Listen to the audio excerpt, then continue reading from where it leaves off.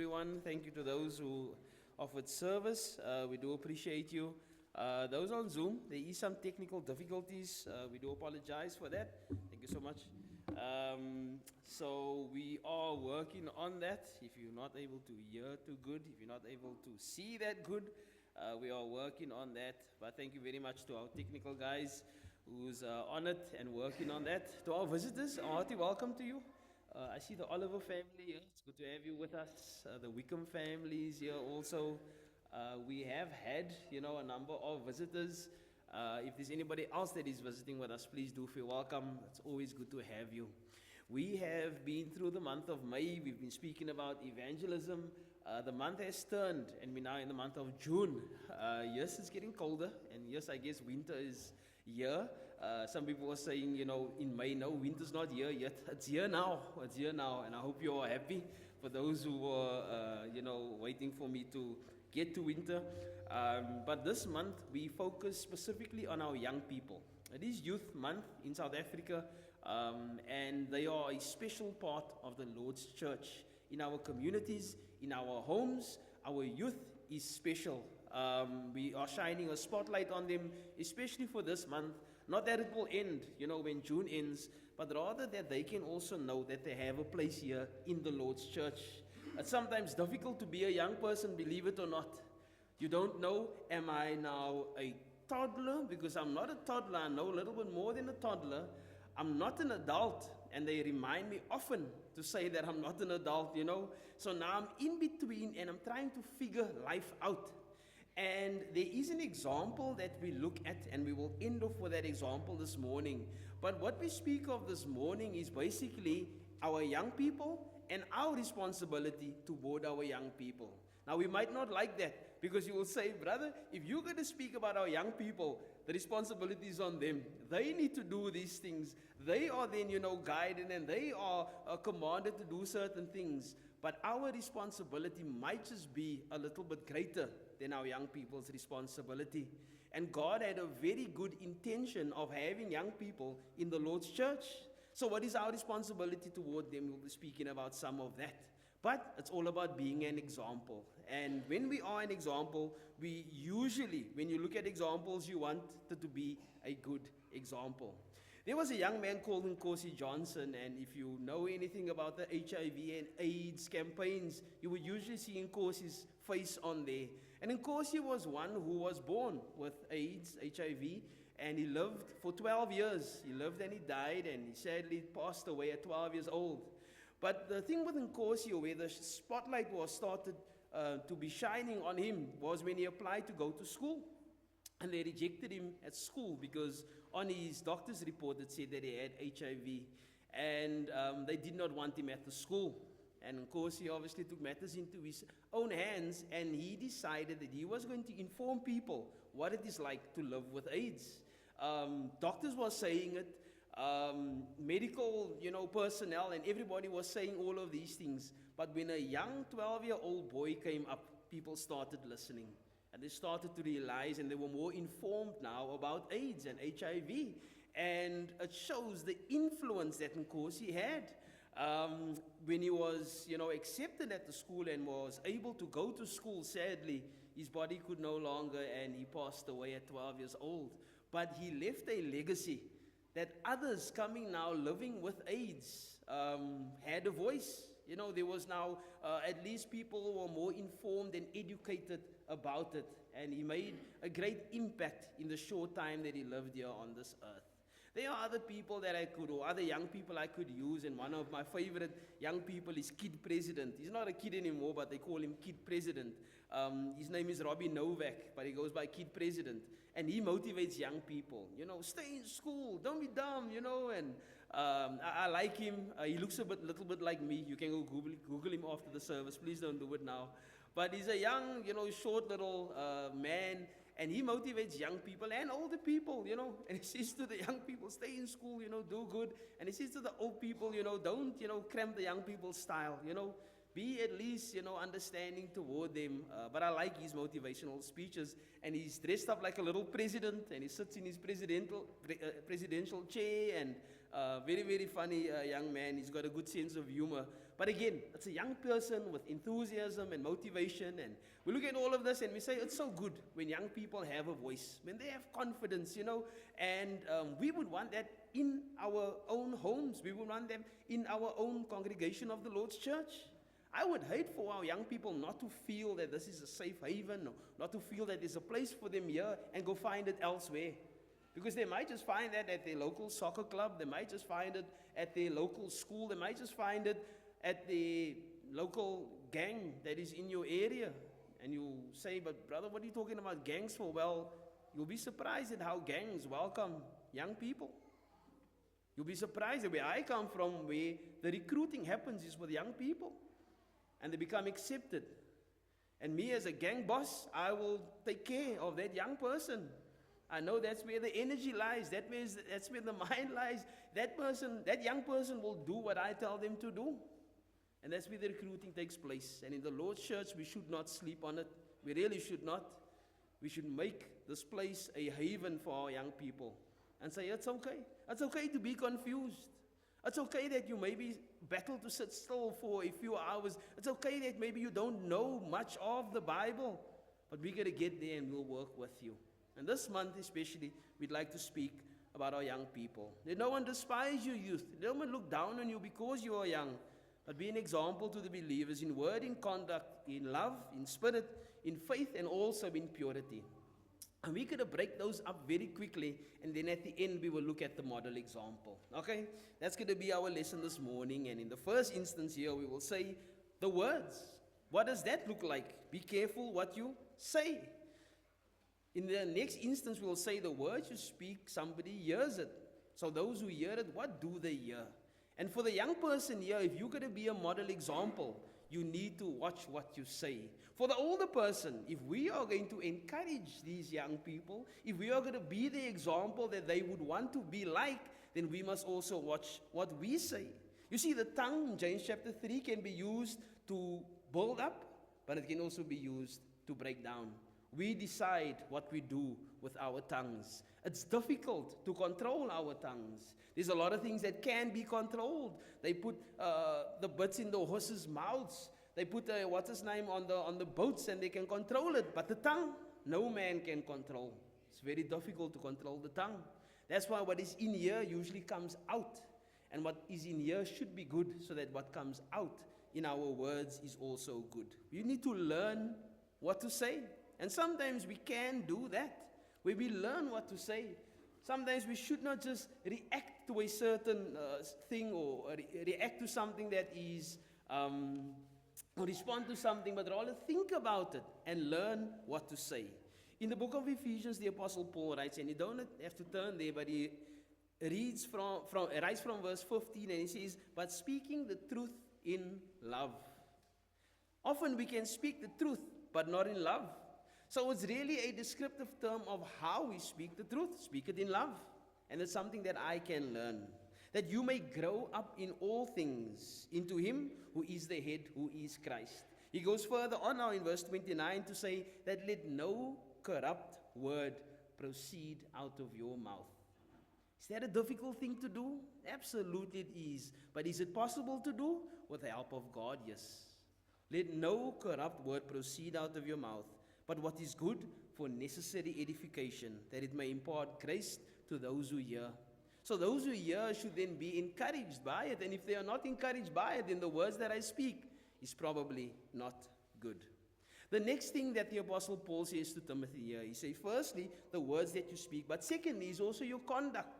We've been speaking of Colossians chapter 3, verse 17 for a while now. Whatever you do in word or in deed, do everything in the name of the Lord.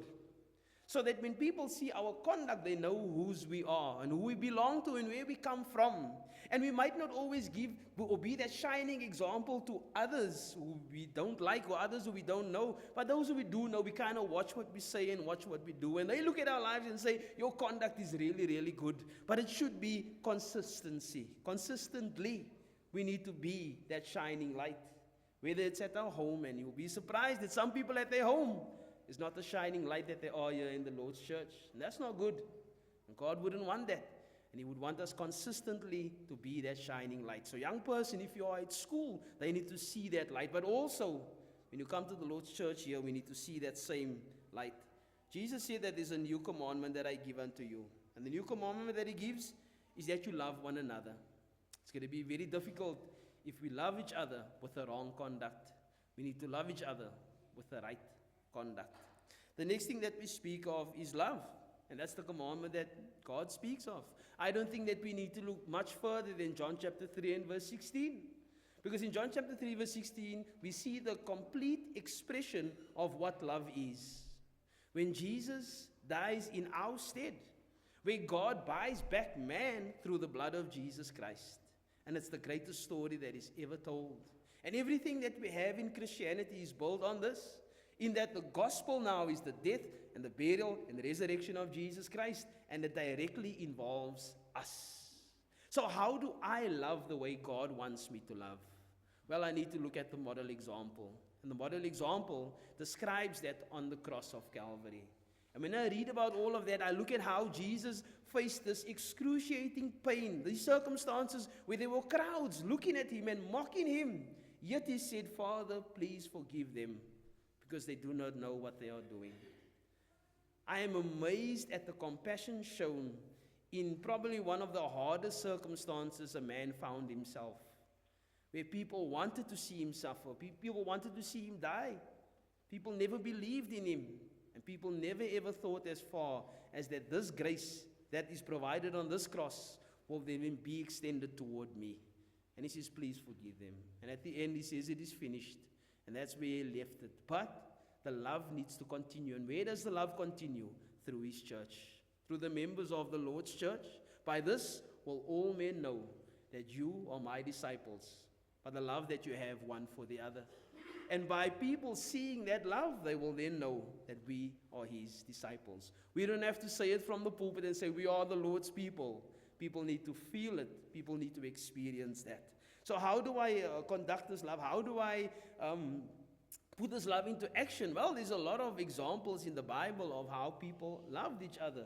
And they would even put themselves on the back burner or put their own needs to the back and rather provide for someone else's needs. It's a love that Jonathan had for David, and it's a love also that is selfless, and it's also sacrificial. And Jonathan knew that he could get into big trouble with his relationship with David. Even with his own father, he knew that there was a great risk in all of that, but he was willing to risk it. And that's the love that he expressed. And sometimes the love that we have for God comes with risk. Because sometimes people might not like what you like. They might not love what you love. They might not see what you see, and they might not hear what you hear. Yet the love that we have, it should be toward the God of heaven. The next thing that we speak of is spirit. And you could say the enthusiasm that comes in one's spirit. And I love when we see the young people and they get excited for certain things. And there's very few things that adults have the same excitement for when it comes to the kids. And sometimes it's the simplest things. And the other day, it was a little bit windy, and we thought it would be a good idea that we're going to go fly kites. Why? Because kids, and usually you tell the kid, go fly a kite. But this day, we actually went to go and fly a kite. And let me tell you something, my skills of the kite flying, is not as good as it was when I was a kid. Because when I was a kid, I went up into the clouds, and, there was times where I felt I could do this professionally. But now you're a dad of 3 and you really want to show off to your kids, because I can't show off to anybody else these days. And let me tell you, the kite was more on the ground than in the air. And I blamed everything under the sun. I said, no, this is not the right cotton we have here. This is the wrong string.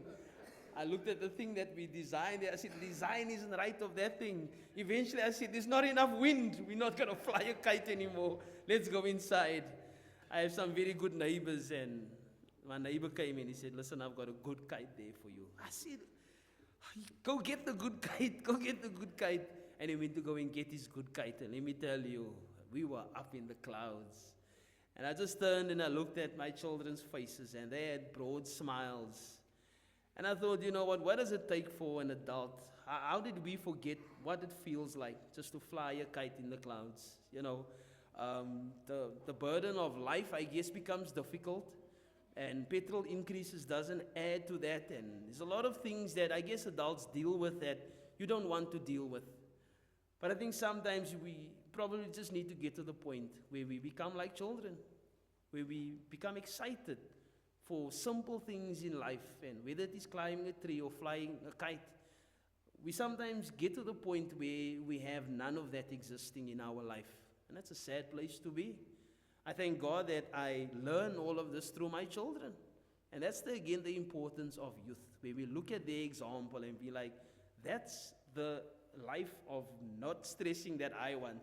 Because as we're flying the kite, we're probably thinking, supper happens in a few minutes' time. What's going to happen for dinner? They couldn't be bothered because the kite's in the air and we're having a great time. And sometimes we just need to have the same attitude. The spirit that we have, we need to be full of enthusiasm for the Lord. God wants us to be full of His joy and also of His Holy Spirit. In Acts chapter 13, verse 52, the disciples were filled with joy and with the Holy Spirit. When we were baptized and immersed into Christ, we received the Holy Spirit. But do we live with joy? Do we have that enthusiasm that God wants us? I don't think that our Creator purposed for creation to live sad lives here on earth. He said you're going to be here for a while, but while you are here, make the most of it. And don't miss the simple things in life that often adds to our spirit. Let's have a good spirit about these things. The next thing that he speaks of is the faith. When we are saved through this faith. In 1 Thessalonians chapter 5, verse 23, it reads, Now may the God of peace Himself sanctify you completely, and may your whole spirit, your whole soul, and body be preserved and blameless at the coming of our Lord Jesus Christ. This faith that we speak of is something that's great, and it's something that a Christian cannot live without. We grow through Christ in this faith. And the faith that we speak of should be an overflow, where it's something that we cannot keep inside, but it's something that I need to share. It's something that needs to grow.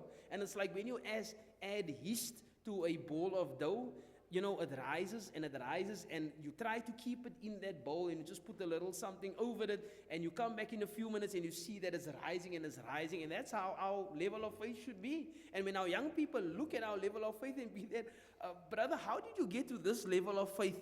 Because it seems like your faith is something that you cannot keep inside of you. That's the model that I want. That's the example that I would like to see.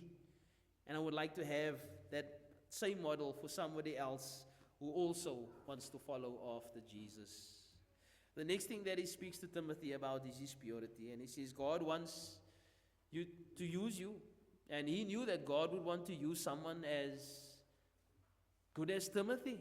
He had a very good upbringing with his mother and his grandmother. And I guess we find the same in our homes today, where the mother and the grandmother usually takes the lead and allows the children to be pure, not just physically, but also spiritually.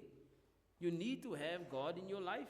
You need to be cleansed by the precious blood of Jesus. And this is something that I think we don't spend too much time on. But in the book of Colossians chapter 3 and verse 16, it says, Let the word of Christ dwell in you richly. And when you have the word of God dwelling in you, it allows you to be cleansed spiritually. He continues on to say, in all wisdom, because now you become wise through the scriptures. Sometimes we can teach children a lot of things, but sometimes it's our own wisdom. Like I said, with a kite, I just made excuses of things, and now they think, that is the wrong, cotton. But you can use that cotton. It's just that daddy didn't know what he was doing. But the wisdom that comes from God will inform them in the right way, will not lead them astray. It will allow for them to fly those spiritual kites, teaching them and admonishing one another in psalms and hymns and spiritual songs, singing with grace in your hearts to the Lord. I heard something very interesting that a song leader said, and I was encouraged by it.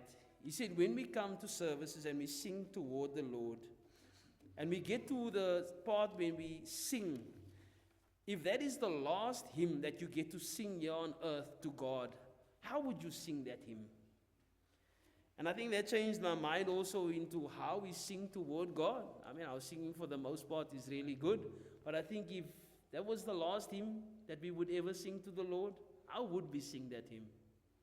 We probably ask Brother Mazi just repeat it one more time. Brother Wycliffe would have to turn down the sound because he's like, it's too loud, brethren. The speakers is not going to hold it. Because I feel that this might just be the last hymn that I sing to my God before I go and be with my God. And if we sing every hymn like that, and we treat every church service like that, if we treat every sermon like that, if this is the last one that we ever hear or I ever get to preach, then it's going to be the best that I've got. I'm going to have to pour in everything. And if the Lord allows us another day or another week to do it, and we do it with the same attitude. And Paul shapes Timothy's mind to say that, you know what, this is the zeal that we have for the Lord.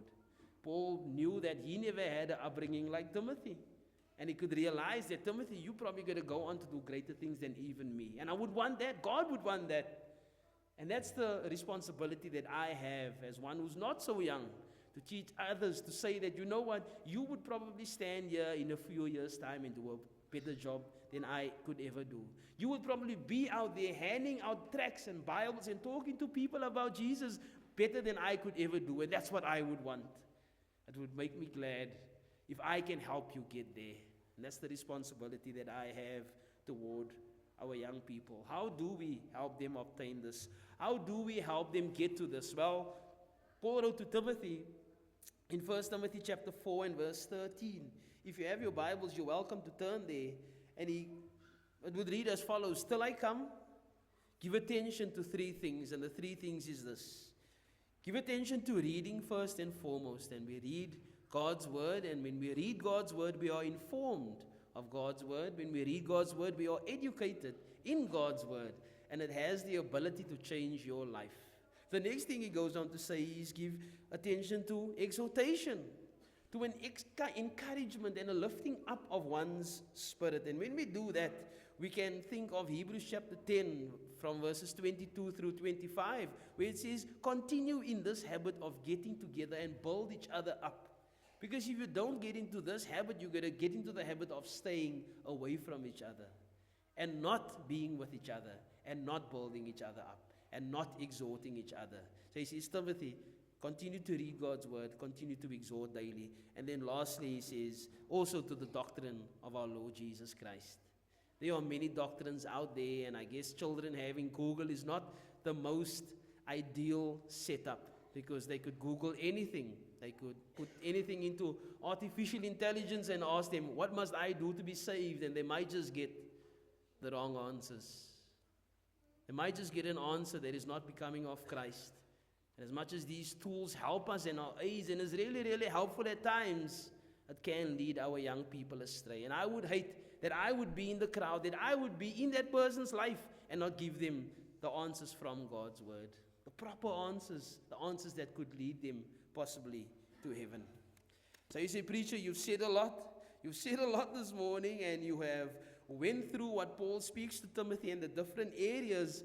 Where do we find this example? And I guess it's going to be very difficult for us to look further than Jesus Christ. He is the model example.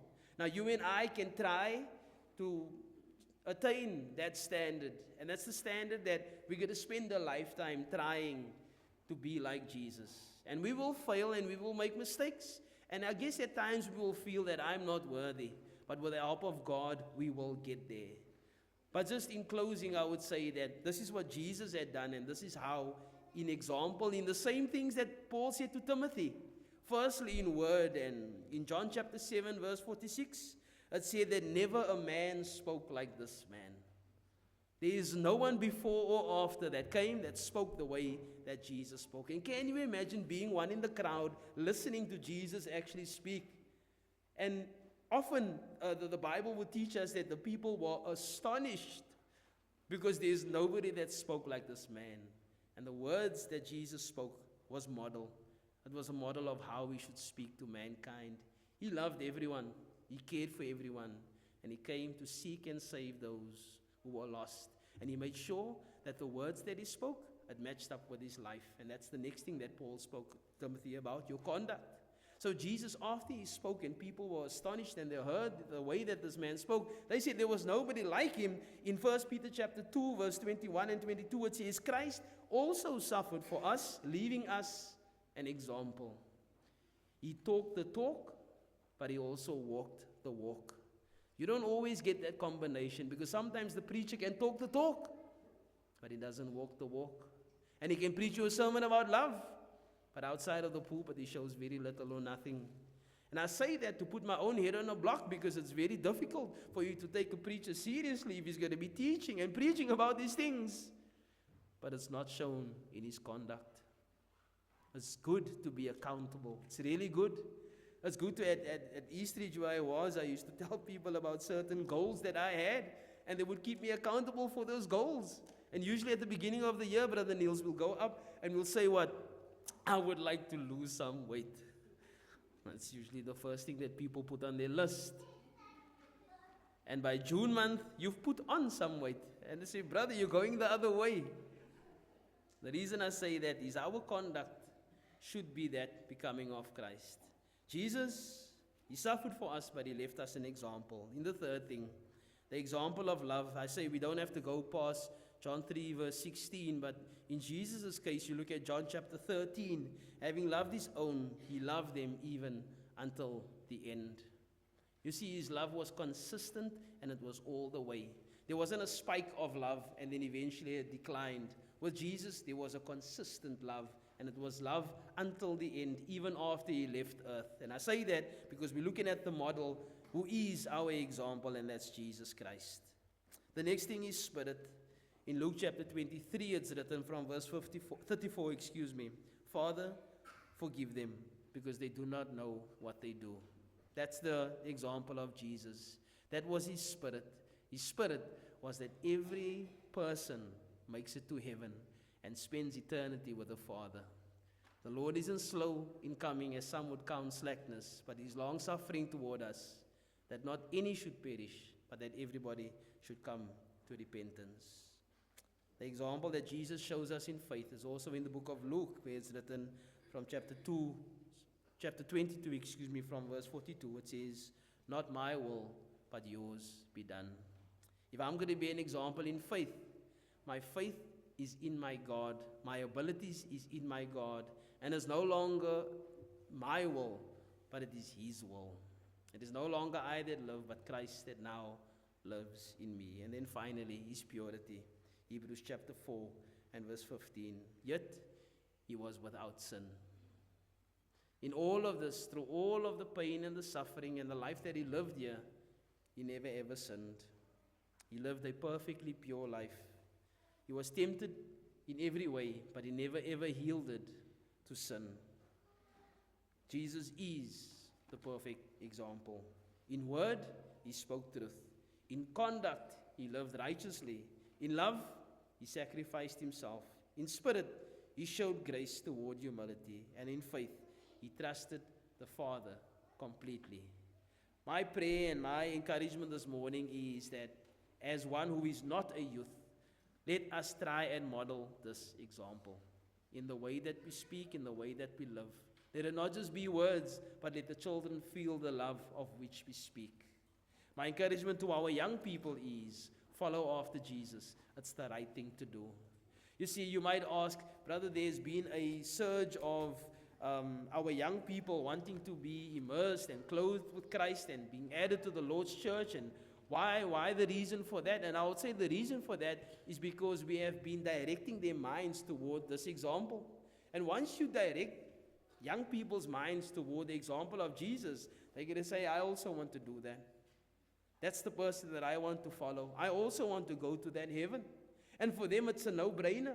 Often as older people, you might have more influence and you might have a way of thinking that sometimes stops us from doing the right thing. But for a young person, if you tell them what's right, and especially if it comes from God, they're going to put their hand up and say, I want to do the right thing. If you can choose between right and wrong, if you can choose between left and right, I'm going to choose the way where Jesus is going. And sometimes the broad road seems better, but we know that the narrow road is better. As we through the month, speak with our young people and encourage and edify and build our young people up, let us never ever forget what it is to fly a kite in the sky and not have a care in the world. Life is difficult as we have it, and the burdens sometimes become heavy to carry. But God would never ever want us to lead young people to a place where He wouldn't want them to go. So we need to have the right spirit. We need to use the right words. We need to have the right attitude. And through all of this, God gets glorified. Let us continue to pray for our young people. They don't know. They are young. They are maybe misinformed in some areas, but we have been placed in their life as parents, as grandparents, as friends, as members of the Lord's church, that they also can join us on the narrow way and also spend eternity with our God in heaven. If there's anybody here this morning that requires prayer, we would ask you to come. If there's anybody here who has heavy burdens and wants the church to pray, we would love to pray for you. We'll pray with you also. And we understand and know that things doesn't change instantly. But I know that the prayer of the righteous, it does avail much. Let us stand as we sing the song of invitation. And if there's any that would like to come for prayers, we're going to ask that you come now. Thank you.